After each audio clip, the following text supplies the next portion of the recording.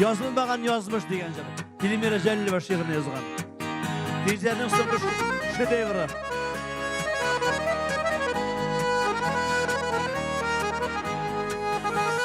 Dağıtılsa da, aytılsa da, sırtışlasın isime.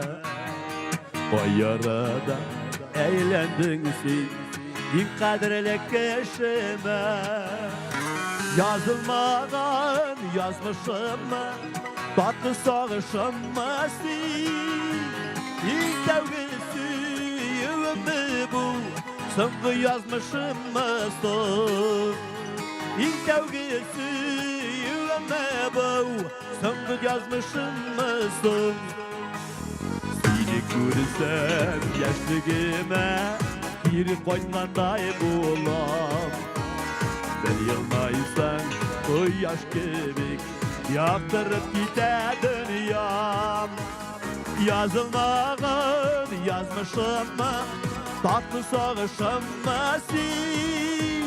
İlk devgisi yüveme bu, sıngı yazmışım mı son?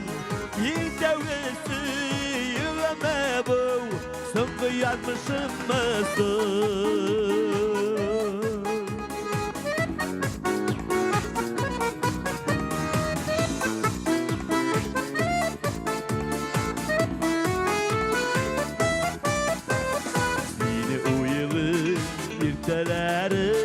Dindip yanan kişilerde sudan alıp otka saldın Minne hazır dişlerge yazılmagan yazmışım mı, tatlı sağışım mı sen? İlk devgisi yüveme bu, sıngı yazmışım mısın? İlk devgisi yüveme bu, sıngı yazmışım mısın? Yazılmagan yazmışım mı, tatlı sağışım mı sen?